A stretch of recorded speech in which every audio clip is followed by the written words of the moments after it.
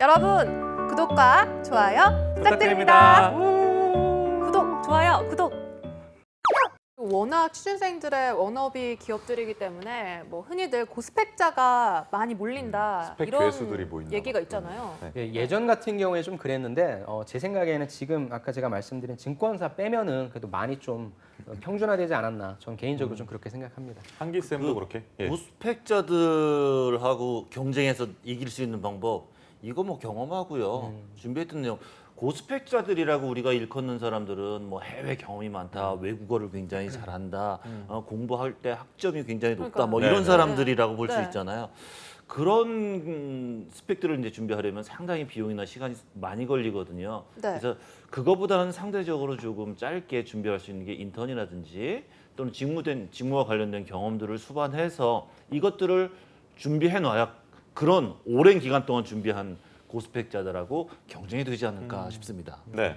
이게 지원할 때 서류 지원할 때 뭐 전공 제한이 좀 있습니까? 전공 제한은 뭐 나와 있는 건 이제 없습니다. 아, 그런가요? 네. 표면적으로는 없는데 실질적으로는 이제 상경계라든지 아니면 IT의 어떤 전공자 관련 지식 경험 갖고 계신 분들이 유리한 건 사실인 것 같습니다. 맞습니다. 네. 전공 제한 둘 수가 없어요.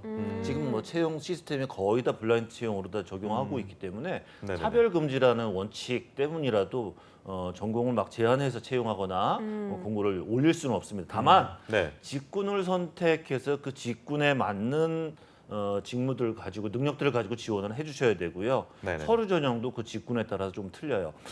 예를 들어서 한번 좀 화면을 보실까요?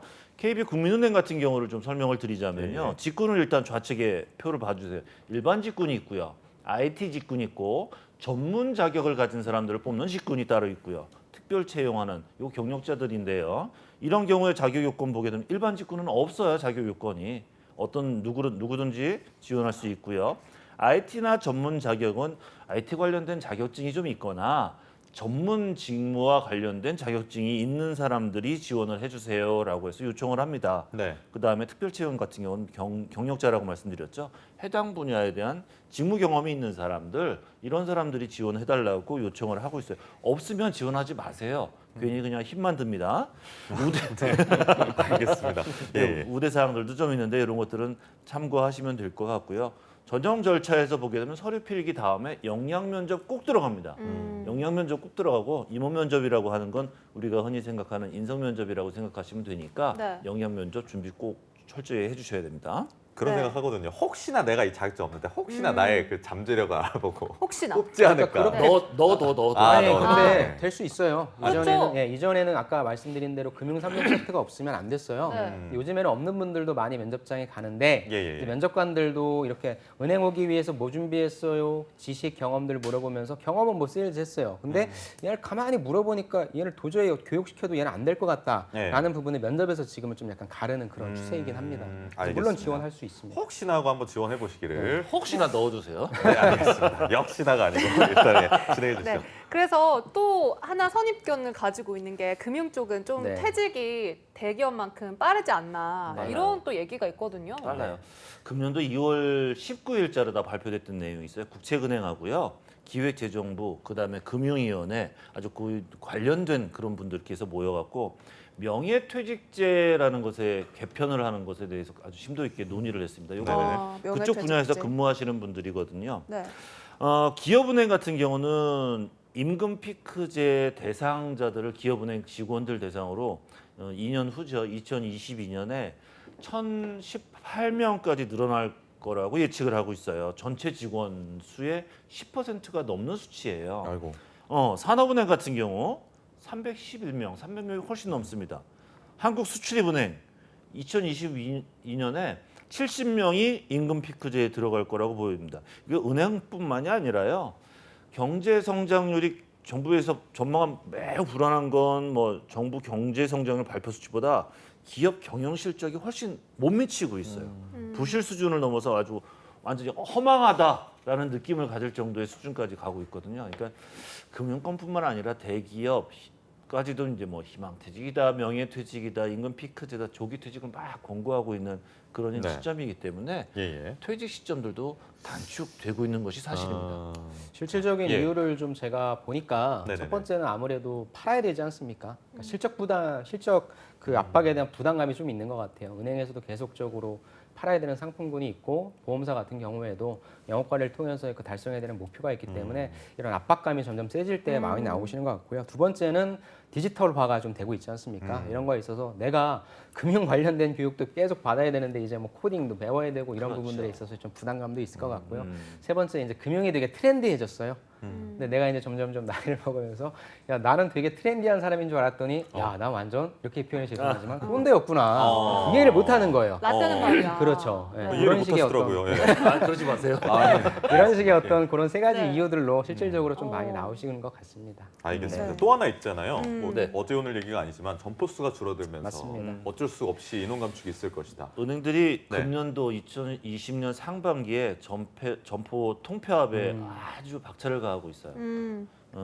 규제가 많아져서 대출 증가율이 굉장히 축소돼 버렸거든요.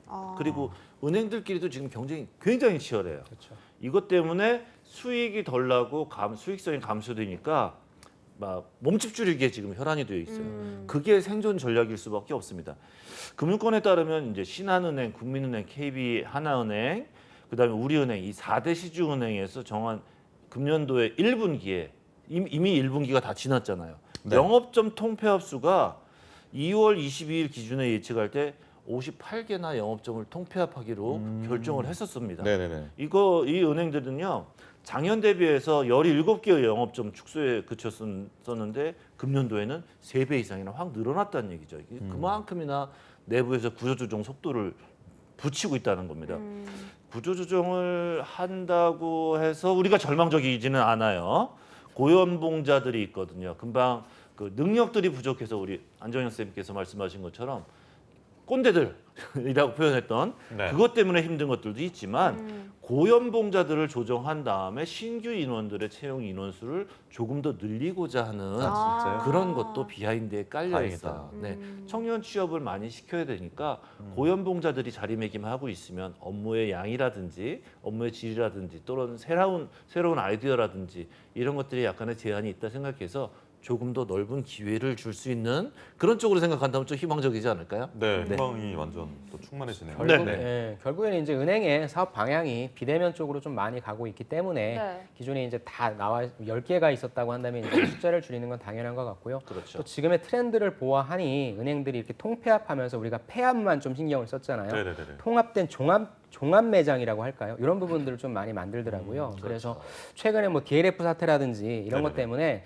은행의 상품 어떤 판매하는 전문성이라고 하는 거에 있어서 심사도 강화하기 위해서 예를 들어 어떤 은행 같은 경우에는 완전 통합 매장을 내서 거기에 내에서 그런 전문성도 갖춘 상품을 팔 수 있게 그러니까 쉽게 얘기해서 뭐 아무나 못 팔고 어느 정도의 교육을 충분히 이수하고 자격 요건이 되는 분들만 그렇게 해서 은행 점포 수는 줄어들 텐데 그에 비례해서 저는 이 전문성을 가진 분들과 아까 말씀드린 비대면에 관련된 IT 관련된 인력들, 그러니까 기존의 금융권에서 뽑지 않았던 그런 분들에 대한 채용은 늘어날 수 있다라고 저는 개인적으로 좀 전망을 합니다. 사실 네. 지금 말씀하셨던 전문적인 그런 부분들은요 은행권 내부에서는 일반적으로 돼버렸어요. 특수한 사람만 교육받아서 해라 이게 아니라 전체가 다 받을 수 있게끔 중요한 얘기 해주셨습니다. 네.